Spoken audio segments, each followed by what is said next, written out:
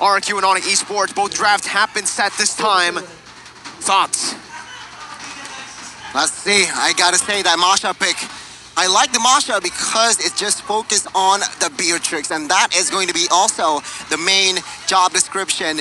It's also good because apart from that Akai, that Masha is going to be free. I mean, no CC practically from side of RQ apart from that Akai, and Akai will definitely be close with Atlas, so I feel like Masha can flank towards that Beatrix. Yeah, this is quite tough, right? Because both of these roamers are going to need that level 4 to create a difference. But Onic here with Farsa in that mid lane, they're going to be able to maneuver around the map a lot faster. So let's just go straight into the Land of Dawn here for game number 2. Ladies and gentlemen, once again, game number 2 here. RQ Hoshi versus Onic Esports in the draft. I do think RQ might have a slight edge here with their composition, but we'll see as we dive into the Land of Dawn. RQ once again on the blue side here. Onic Esports, Fanny versus Link. Albert just said in the comment that he doesn't want to go assassin v assassin, but they're doing it here. Well, one assassin distinct the other is Albert is on the Demon Slayer, and Kyrie is on that high-end drive, so perhaps Kyrie will add more kill pressure, especially if the members of RQ Hoshi are isolated. Let's see though. Boots will have that unbending will and already popped the sprint this early. Ooh, question. I don't know what's the reason, but again, of course, CW will have that Avarice. Man, this is interesting, right? Because this is not going to be a utility Fanny. This is going to be a really scary, high pressure, high kill Fanny. Going to look for a lot of pickoffs on the board, as now he is going to look for something. He does end up getting chunked down quite a bit there, so he's going to retreat at the stage. Let's see it, ladies and gentlemen, right now. Early on, again, Gani. It doesn't seem like both of these teams can really go for that early kill, right? Both of the teams are just going to play around that first turtle. And even for both these assassins, I don't think they can go for the ganks very early on. There's not a strong side that you can really camp early on like this for this game. Yeah, which is quite interesting. I mean, assassin tend to go in the early game, especially Fanny. Level 2 already strong, but now we can see here they want both of the assassins. I guess there you go, the battles of the jungles here for both of the assassins as turtle will spawn in less than 1 second. So let's see here both teams of the setups. Yeah, it's very wise that both of the junglers there didn't choose to use that retribution. Albert's going to be first onto the turtle. Very smart pathing from him as well. He started on the orange buff so that he'll have the purple buff here for at least a few hits onto the turtle. And with this, that's going to be the first turtle over. But look at Vin, almost solo killing Kyrie here. Kyrie with a good retribution, able to get out of that sticky situation. But RRQ strike first in game number 2 with the turtle secured by Albert. Crazy play by Vin there, being able to zone Kyrie away and therefore allowing RQ Hoshi to secure the turtle. And if we take a look here at the talent prediction by X, quite split, 3-4-3. Yeah, indeed here, a very, I do understand. I mean, like I said, Atlas is gonna be, it's so hard to create impact, but now he's level 4, so perhaps we might see a Fatal Links here. But let's see, Onic Esports and RQ Hoshi, no kills on the board just yet, which means they are playing this rather carefully. They do not want to overcommit things, but perhaps the Shalito might change it all. Let's see, Onic Esports can't really be too aggressive here. That's the thing as well though, because Keyboy got the Fatal Links, right? Wait, Kyrie actually stole that one away with his retribution there. The solid pickup by Kyrie as he goes in for the jump onto Vin. Keyboy, the perfect match, trying to look for a kill here. Has the Fatal Links. Kyrie jumping in. Albert going to be able to sandwich them right now as the Chemical Waves will be able to connect. Keyboy going to be taken low. Goes in for a Fatal. Oh, quicker combo on a 2. Oh my God. Still going to be the kill coming over. Clay with the land with another Fatal Links onto CW. Will land it. Albert now jumping in onto Sans. There's no punishment ready towards Albert. So he's basically free hitting an RRQ. They also get first blood here. Yeah, 1-0 trade now for the side of RQ Hoshi, as now they are leading with 1,300 gold. And that's scary, right? Because if Onic Esports go for the endgame, but wait a minute, R7 is going to get chunked really low here. He has to be careful. Luckily, he is still able to get out. And back to my point is that if Onic Esports go for an engage with the Fatal Links, they need to be aware of what Clay took with the IMU, right? Because if he goes for an engage and they all go in, especially CW with the Blazing Duet, that is the exact moment where RRQ Hoshi can come out on top. Re-engage with the Fatal Links, and that's going to be the end for Onic Esports. Yeah, you're right. And we can see here from the minimap that Kai is always on Kyrie for what? For vision and as well as information. Perhaps we'll see here another engage. While Turtle here, Albert is going to get the free turtle. Man, Vin's just such a nuisance on this Akai roam. Kyrie can't even go for the contest here. It's R7 jumps in for the damage coming in. But their airstrike popped in. Sans able to flicker out there. Good timing as they go for the invade onto the orange buff. That's going to be Kyrie jumping in for a kill. RQ disengaging. 1 kill over to Onic Esports. Trading that kill for the turtle. Again, Onic Esports here on, I guess they can equalize on the gold and they can contest on the red buff. Oh my god, bot side. Kyrie looking for the kill. Good maneuvers by Skylar. Able to get out from the cables there. As RRQ are looking to collapse on this bottom side as well. Finn is there. It might actually be looking for a dive, but Keyboy opens up the map. Very well placed there. Perfect match though. Has been popped up. Keyboy's taking very low HP. Kyrie's looking for the play on to that jungle creep. He doesn't have purple buff. He needs to be very careful. Vin goes jumps in with heavy spin, bringing Kyrie back, and the kill goes over to Clay. RRQ Hoshi striking back in game 2. Keyboy jumps in with the Fatal Links, getting 2 members, and Blazing Duet will melt them down. Sans picks up the kill with CW as well. R7 now jumping in. Keyboy gonna be taken low. Knockout strike, bringing him back. A kill over to RRQ once again.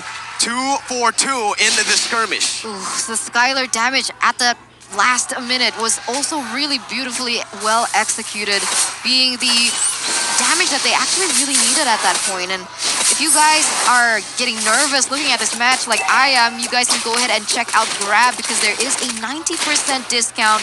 Use the promo code grb.to/MPL or scan the cue card below.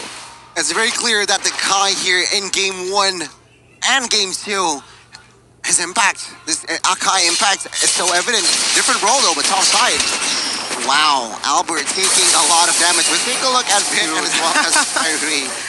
Whew. Yeah, and at this point, Kyrie's a level below Albert there in terms of levels, so that might affect them when they go in for those neutral objective contests. Fatal Links onto Vin, doesn't have the heavy spin. Feather airstrike dishing that damage onto him. R7 with an amazing disengage with a knockout strike. Kyrie's looking to go in here. Clay has that Fatal Link stolen away, so Onic need to respect this. RQ might just be going for this now. 2 ultimates down. Onic Esports can't really look for this contest anymore. We'll see though, I mean the setup, yeah, Albert is in the lead, but Fanny is up there, perhaps eyeing for the steal. Kyrie looking for the steal. Retribution coming in from Albert. Turtle slain by RRQ. Presented to you by Samsung Galaxy A Series. RQ 2,000 gold lead here in game 2. And now Kyrie not just 1 level below, but actually 2 levels below. You can see Vin styling, getting a little bit of that turret damage, so that RRQ Hoshi once again able to look for another pick onto the board, another objective in that tower. And now it's looking quite dominant for RRQ Hoshi, 3,000 gold lead. Slowly but surely here, RRQ Hoshi, what they're doing is they're suffocating. Top turret has been done, and the XP laner is here as rotated. But take a look at the damage there. Skylar on the B-Trix is something you need to respect. Onic Esports currently, Finn is able to pin Keyboy down. The collapse instant from RRQ. Oh, Skylar. Skylar taken low, 10 run away. Boots is going to be able to take him down there with the help of the Feather Airstrike. Now though, Boots caught in the midst of it all, going to be shredded down by the rest of the members, and CW jumps into the Blazing Duet, dealing the damage onto Clay. An amazing read right there as he is not, no! CW miscalculating 1 HP on the Valentina. Kyrie no purple buff, RRQ. They get out with a favorable trade. Oh, that was insane, right? Because they got caught out. Sans was able to get that last kill as well because of the emblem of choice he had. He is using the... Again, looking at the items here, Paquito, Bloodlust X, and as well as Dominance Eyes already secured, meaning that the damage and as well as utility anti-region is also there. But Kyrie needs to be careful. But take a look at Skylar already. BOD and Hunter Strike is next. So or perhaps Heptaseas. We'll see. Onic Esports here still behind on gold, and things are not looking good. My guess is that Fanny pick was a bait pick because Kai is available. Akai, Valentina as well here. They didn't just bait the Fanny, they baited the Atlas, and Onic Esports just went for it, right? RQ Hoshi this time around, already with a 3,000 gold lead, about to be 4K, are looking for the Lord. They're placing R7 down below as well to buy as much time as possible. They notice that everyone's coming down. R7 though going onto Sans, flickers, hitting the wall. Unfortunate for him, but RQ will be able to secure this Lord. They're not committing onto it though. This might be a disaster. All right, there you go. They still are able to get it. With the fatal links connecting onto no one. CW to be pinned down there in the blazing duet. Albert with the 7 blades going in onto the back line. Sans finding that kill, but a double kill secured now for Skylar. As Skylar is able to get out with the help of Clay. The fatal links to Peel for his gold lane. It's a 3-for-3 in the end, but again, it's RRQ with that Lord coming top side. And Onic Esports lost their gold laner, so that's not someone that you want to die earlier this on, because you need to have the damage coming out from him. As Skylar here still sitting at a positive KDA 213, and he is going to continue to scale. He's also 2 levels ahead of CW at this point. Well, we can see here the damage from that Thunderclap isn't enough. Why? Because he has yet to build the Twilight Armor. Once that Twilight Armor is built, Butrix needs to be very careful. Again, RQ Hoshi with this Lord push, they might collapse on towards every tier 2, but looking at their rotations, actually, they might just take 1 tier 2 outside. And we'll see here the defense from Onic Esports. The siege with the Beatrix is definitely scary here, but man, Finn is able to actually just do so much for the team right now. As that's going to be Skylar targeted down. Kyrie actually taking a whole lot of damage. What a nature popped in by Skylar in the bottom side. Boots hasn't used that Thunderclap yet. But with this, Onic Esports know that Skylar doesn't have to win a nature. Concealed though by Vin. He's looking for the play. Keyboy with the perfect match gets out. Vin unable to look for that pick, but they do open up the map for this purple buff. Sans just scouting at this point with that feathered airstrike. Yeah, they really know that they need to secure this blue buff at this point, so really opening up vision is going to be quite critical. Vin, but and Albert, don't let that happen though. A good fatal links by Keyboy right there. Ready to get the 3-man pin! It's a combo from RRQ! What was that? Albert getting out from Kyrie! A 1-for-2 RRQ! They get the favorable trade, they turn it around! 5.4K gold lead, R7 zoning boots, turret in the mid lane, tier 2 taken down as they're looking for more now. Feather airstrike popped in by Sans though. He's able to clear out the waves, forcing RRQ to back off. R7 did a really good play there, going in from the backside and being able to get a kill onto Onic Esports, and just really well played as a whole. 6,000 gold lead right now, and 30 seconds left on the clock for the next Lord to spawn. This is going to give Onic a little bit more time to set up, but will they have the moment considering how far behind in gold they are? Then on the Akai, let's take a look at the replay here. We can see the timing. Yeah, heavy spin fatal links, and take a look at that pin. So beautiful. Bought a lot of time, and of course, combined with everything, every resource that RQ has at that point. Albert, 1 HP, also escaped from that one, and now Lord is in his hands, and we can see RRQ Hoshi leading 6,000. Man, a single shot from Renner is going to chunk down the members of Onic Esports at this point, and he was able to get a critical shot onto Onic, giving them a little bit more time to set up. And this is going to be the calm before the storm. Everything is open up in the air. Let's see.